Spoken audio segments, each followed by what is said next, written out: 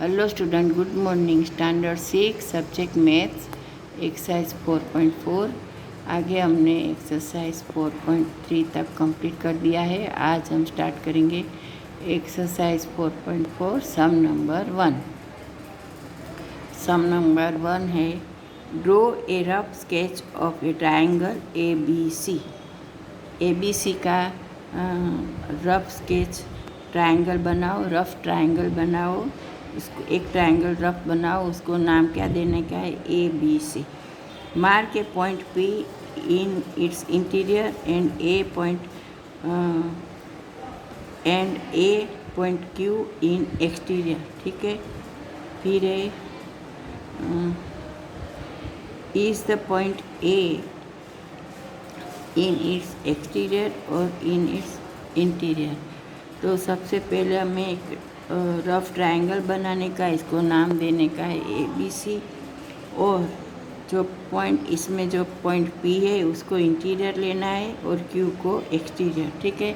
और फिर हमें आंसर देने का है कि ए पॉइंट है वो इसके इंटीरियर है कि एक्सटीरियर है, क्या है वो हमें आंसर देने का है। ठीक है। आई होप यू अंडरस्टैंड क्या करने का है। फिर आगे क्या करने का है, देखो मैंने भी ऐसा रफ स्केच बनाया ट्रायंगल का। और जो इसमें लिखा है ना कि क्यू को पी को इंटीरियर पॉइंट बनाओ और क्यू को एक्सटीरियर। तो ऐसे ही हमने पी को इंटीरियर बनाया है, क्यू को एक्सटीरियर। ठीक है।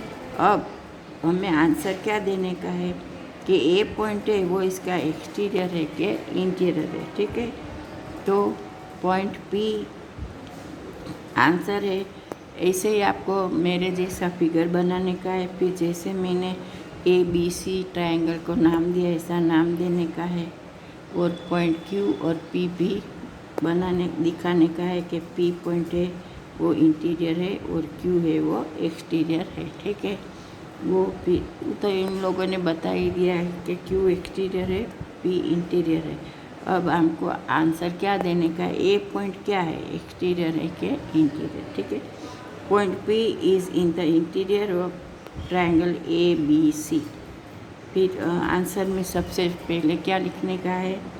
Point P is in the interior of triangle A B C.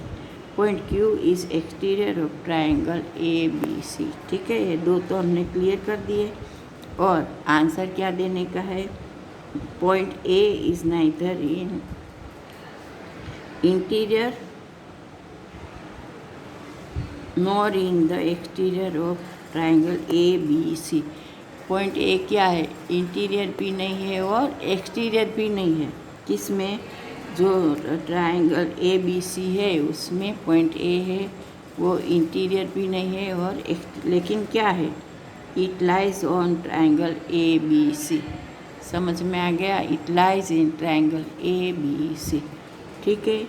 अब हम करेंगे सम नंबर 2 एंड लास्ट। इसमें दो ही सम है, 1 और 2। तो फर्स्ट हमने कंप्लीट कर दिया, तो आपको समझ में आ गया होगा। और अब करेंगे सम नंबर 2। सम नंबर 2 क्या है?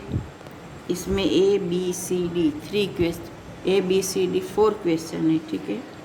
तो सबसे पहले क्या है? Identify 3 triangles in the figure. फिर है write the names of 7 angles. A B C है, write the name of 6 line segment. 6 line segment का हमें नाम देने का है। ठीक है। फिर है which two triangle have be common. कौन से ट्रायंगल में बी कॉमन है? ठीक है। तो अब हम इसके आंसर करेंगे, सॉल्व करेंगे।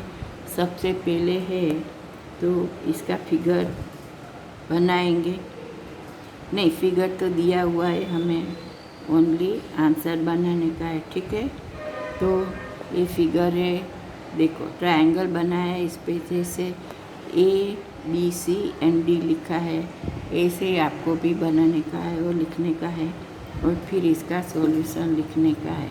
इसमें ए बी सी डी। तो इसमें से हम सबसे पहले ए का आंसर देंगे कि the 3 triangle in the figure are. कौन कौन से है 3 ट्रायंगल? तो सबसे first triangle A B D, ठीक है। फिर दूसरा ए सी डी, ठीक है, 2 हो गया। और तीसरा ए बी सी। 3 ट्रायंगल है। सबसे पहले ए बी डी, दूसरा है ए सी डी और तीसरा है ए बी सी। हो गया क्लियर? अब हम करेंगे क्वेश्चन नंबर बी का आंसर करेंगे। The 7 angles in the figure are. कौन कौन से है वो हमें बताने का है। 7 एंगल कौन कौन से है? तो फर्स्ट है बी ए डी, वो फर्स्ट एंगल है। सेकंड है A D B, B A D, फिर ए डी बी, फिर डी बी ए, हो गया। फिर है सी ए डी, फिर है ए डी सी और फिर है D C A and B A C. ये हो गए 7 एंगल। क्या हो गए? 7 angle and answer number B. अब हम आए आंसर नंबर सी। क्वेश्चन क्या है सी का? Right the names of 6 line segment. 6 line segment के नाम हमें देने के, लिखने के है, ठीक है। चलो, तो अब the 6 line segment in the figure are AB, AC, DB, DC, AD, BC। फिर से बोलती हूँ, मैंने लिखी और इसमें है वो भी, लेकिन आपको समझ में आ जाए कि AB, AC, DB, DC,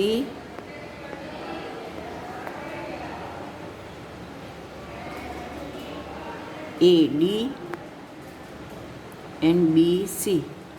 हो गया लाइन सेगमेंट कितनी? 7। अब question number A B C. अब आए डी, ठीक है, डी एंड लास्ट। बीच 2 ट्रायंगल है एंगल बी कॉमन। कौन से ट्रायंगल में एंगल बी कॉमन है वो हमें बताने का, ठीक है। तो angle B is common to triangle A B D and triangle A B C. देखो, triangle A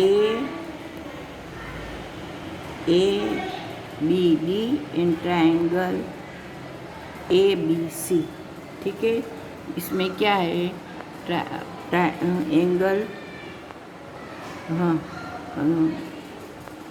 angle B common है, ठीक है। तो ये हो गया एक्सरसाइज 4.4 के 1 और 2 क्वेश्चन के आंसर।